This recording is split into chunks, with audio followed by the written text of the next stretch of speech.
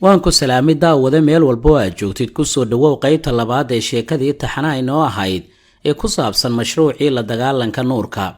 qaybta koowaad waxay inoo joogtay markii uu ka sheekeeyey shantii tiir ee ummadda la'aanteed aanay tamarinayn oo looga baahan yahay sirdoonka caalamka inuu u ilaaliyo ummadda, waana badqabka ama moorada oo kala ahaa badqabka maskaxda, madaxda iyo sidoo kale maamulka jira, badqabka cilmiga iyo xigmadda awoodda saameeya, dhaqanka, dhaqaalaha iyo arrimo kale. buugga mashruucii la dagaalanka nuurka waxaa qoray Cabdiraxmaan Cusmaan Jaamac. soo gudbinta sheekadan waxaa taabageliyay cisbitaalka Marwa Fertility Center. ma ogtahay inay jiri karaan xanuuno kuu diidaya in aad ilmo dhasho, diintana kuu ogoshahay raadinta ubadka alla ayaa bixiye. fadlan booqo Marwa Fertility Center. qaybta labaadna waxay ku bilaabanaysaa qolada kaliya ee la igala dardaarmay inaan ka feejignaado waa qolo dalka ilaalisa oo suuqa iska joogta, dadkuna aanay gebi ahaanba aqoonin awoodooda iyo wejiyadooda midna. dal bilaa sirdoona waa sida jir bilaa beer ah oo sunta ugu yar ee soo gashaa ay galaafan karto jiritaanka noloshiisa.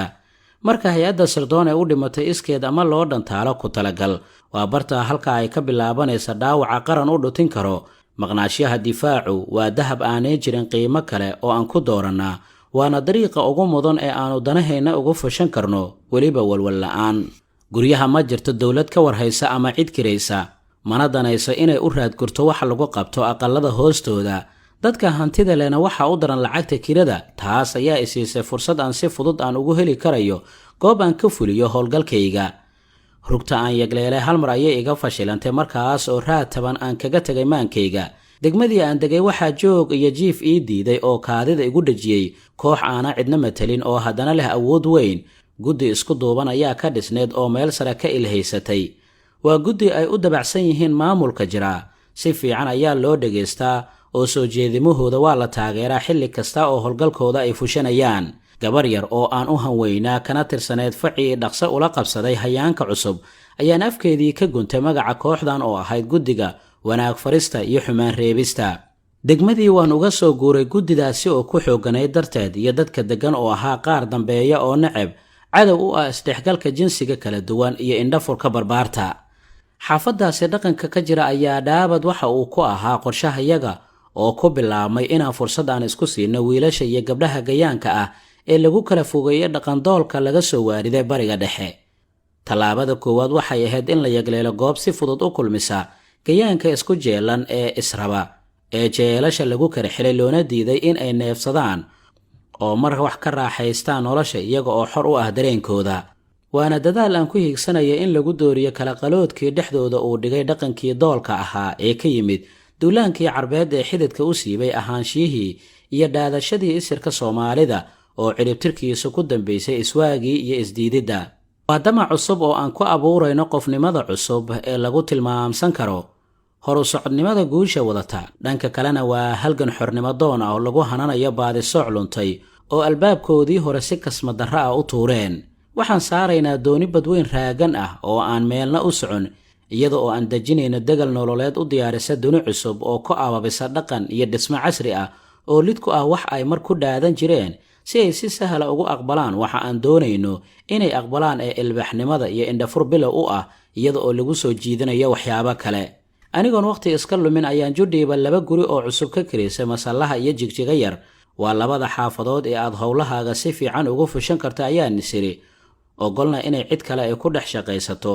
wax kasta oo cusubna way u furan yihiin inuu jaar uu la soo noqdo, iyana waa jaalkooda koowaad ee u kala tartama wax ka dheefkiisa. waxaan ku tala jiraa inaan hantiyo dhallinyaro badan oo gabdho iyo wiilal leh. waxaan ku kasbanayaa waa lacag iyo indhasarcaad.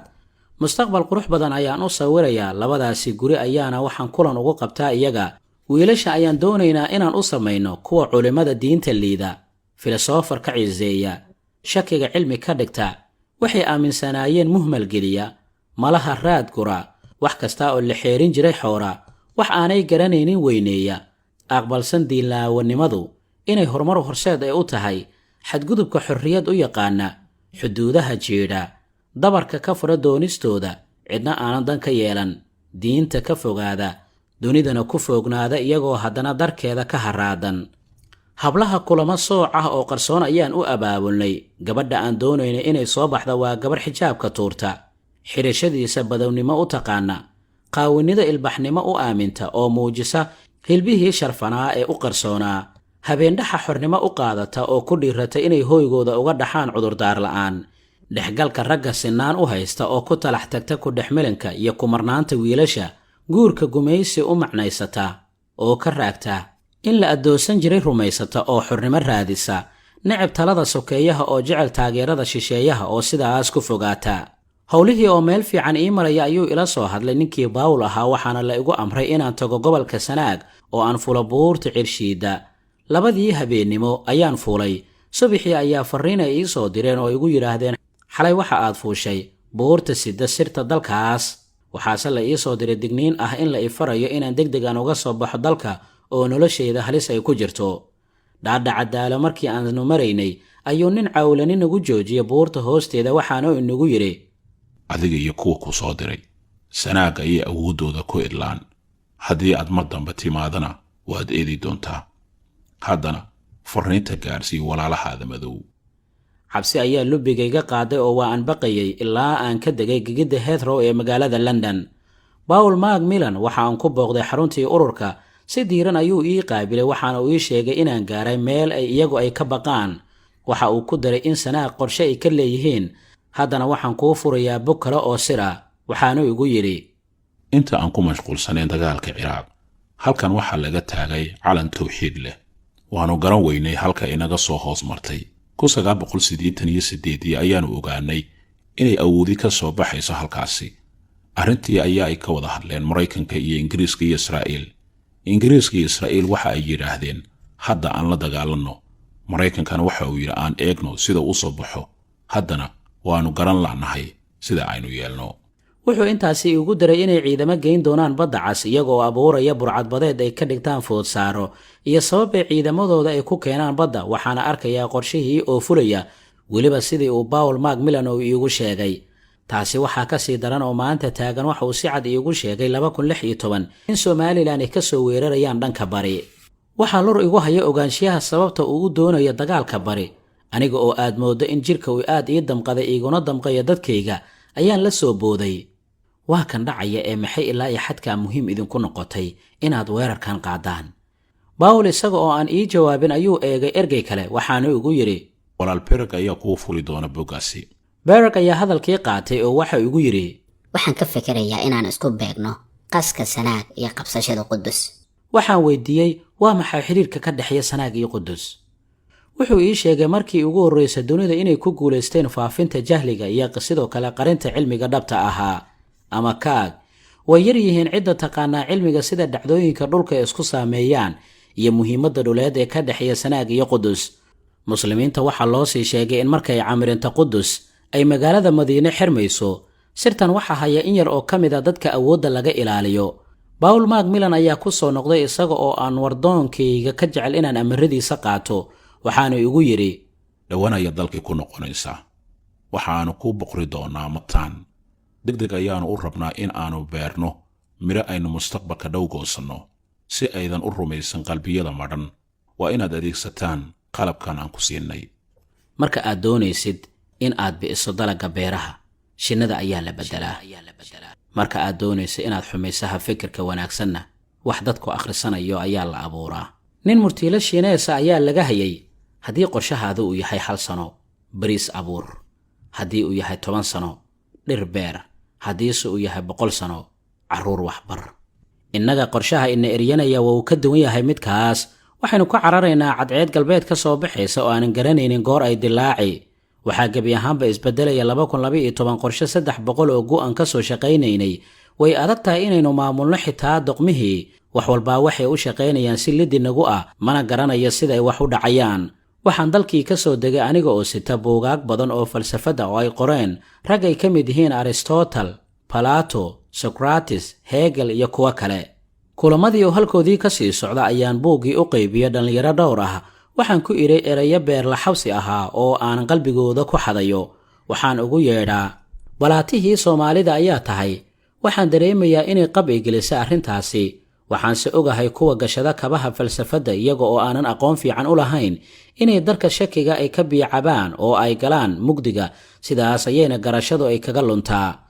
markii ugu horreysay qolo aan dalka ka bixin ayaa baraha bulshada ku soo qortay erayo ceebayn ku ah asalka diinta islaamka waxaanay shaki ay geliyeen iimaankoodii arrintaasi ururka si weyn ayuu iigu soo hambaliyeeyey Paul Macmillan ayaa ii soo qoray fariin gaaban oo aan wada fahmin aniga waxaa la gaaray waqtigii uu soo bixi lahaa boqorkii qarsoonaa sug oo diyaar u noqo fariintii markii aan aqriyay ayaa aniga oo arkaya ismasaxday iyada oo weliba gubanaysa argagax iyo cabsi ayaan dareemay wadnahaygu waxa uu noqday mid gariira waxaan weydiiyey waxa fariintii gubay waxaana uu ii sheegay in jinka heshiis ay kula jiraan oo arrimo badan ay ka wada shaqeeyaan qabiilooyin kala duwan ayay leeyihiin hadda reerka noo qaabilsan internetka waxaa la yiraahdaa Zilla halkaas markii uu maraya ayuu ismaray oo ka carooday inuu sirtaasi uu sii dhexgalo waxaan la xiriiray koonfurta aniga oo doonaya inaan mashaariicda aan ka fuliyo ama aan ku faafiyo dhulka Soomaalida ay degto Muqdisho hawsheeda wiil yar ayaan u dirayaa ayuu igu yiri Paul waxaanu igu yiri Muqdisho waxaan u naqaanaa Vatican City oo u qaabilsanayaal badan ayaa noo jooga waxaan ogaaday inaan keli ku ahayn dagaalka dahsoon maalintii dambe aniga oo hotel cunto ka cunaya ayaa nin baahani soo dul istaagay waxba ma haya ayaan ku yiri waxaanu igu yiri waxba ma haysid oo waa la hubaaye Muqdisho waxa loogu magac daray Ismaaciil Maqaadishi waa nin awliye ah howlihiinuna waa fashil naxdin ayaa gabi ahaanba anigii aan la kardhaday cuntadiina waa iga degi weyday habeenkii waan seexan kara waayo oo waxaan garwaaqsaday inay jirto cid og tallaabo kasta oo aan qaadayno subaxii ayaan dalbaday wax badan oo aan ku xanibi karayo daaqadaha guriga aan ka deganahay Hargeysa gabi ahaanba waa la iga xiray waxaan ka cawday in aan ku noolaan kareenin cabsi joogto ah Paul ayaa si igu qanciyay oo igu dajiyay aniga inay dhawaan dalka keeni doonaan ciidan difaaca danaha yaga iyo wakiilada qarsoon ee noo adeega waan ku niyadsamahay ballanqaadkaasi hase yeeshee waxaan mar walba aan ku noolaa cabsi iyo warwar joogto ah aniga oo ka baqa qaba in aan ku dhinto howlahani halista badan ee aan gacmaha la galay markasta oo qof uu salaamo waxaan dareemi jiray naxdin sidii inuu og yahay arrimaha aan faraha kula jiro qof kasta oo aqoon u leh akhrinta wajiyada ayaa sawiran karayay howlaha aan wado si aanay taasi u dhicin mar kaliya indhaha ma aanan siin jirin qof kasta dadka aan ka dhex ugaarsadaana ma ahan kuwa si weyn ama si fog wax u sii dhaada mid iyo labase waa laga heli karayaa waa dad warkooda ku siinaya adigoo aan weydiin waa dad siraha culus ee dalkooda iyo dadkooda si sahal ah oo aan kaadsiimo lahayn kuu siin karaya haddana waa dad si howl yar u fashalin karaya dhagar iyo xarka kasta oo lagu xiray meelo madow fariin ayaa ii soo dhacday oo la igu farayo inaan madaarkaan ka soo qaado gabadhu ma ahan mid ka tirsan ururka laakiin waxay iigu sheegeen inay tahay kuwa taabacsan mabaadi'da aanu aaminsannahay sidii ayaan yeelay subaxii ayaan soo qaaday gabar xijaaban oo ay ka muuqato dhowrsanaani waxaa isku kay qaban weyday muuqeeda iyo wax la iigu sheegay hoos ayaan u idhi muuqaalka waxaa lagu siri karayaa kuwa indhahala waxaan warsaday sababaha ay dalka ay u timid waxay ii sheegtay inay ka qaybgalayso kulan samafal ah iyada oo ay soo casuuntay hay-ad ka mid a kuwa dalka jooga kulankii ayay ka qayb gashay iyada oo aan la fahmin sidoo kalena la doonayo inay hablaha tusaale u noqoto sidii aan anuba samayn jiray kulamo hoosena waa loogu sii ballamiyey si ay gabi ahaanba kulan ula qaadato hablo gaar ah waa gabadha hablo badan u bislaysay in ragga ay la dhasheen colaadiyaan oo ay isugu tagaan xurnimada ka maqan ogolaysiisay inay aqbalaan dood iyo dagaal joogto ah oo ay la galaan walaalahood ilaa ay tuuraan heeryada gumaysiga kana baxaan addoonnimada oo ay aaminsiisay inay ku jiraan abka ab hablo badan ayay yidadiile iyo xamaasad ay gelisay si niyad ahna u guddoomay inay u istaagaan ahaanshiyahooda sidoo kalena gebi ahaanba la difirsan yahay iyo xuquuqdooda la duudsiinayo markii ay howlaheedii dhammaysatay ayaanu habeenkii casho la qaadanay islaan cad oo madax ka ah hay-adda dalka ku soo casuuntay gabadhan iyada oo dhaqankeedii beddeshay ayay farxad isu qaabileen islaantii anigu waan daawanayaa sida ay isula jaanqaadeen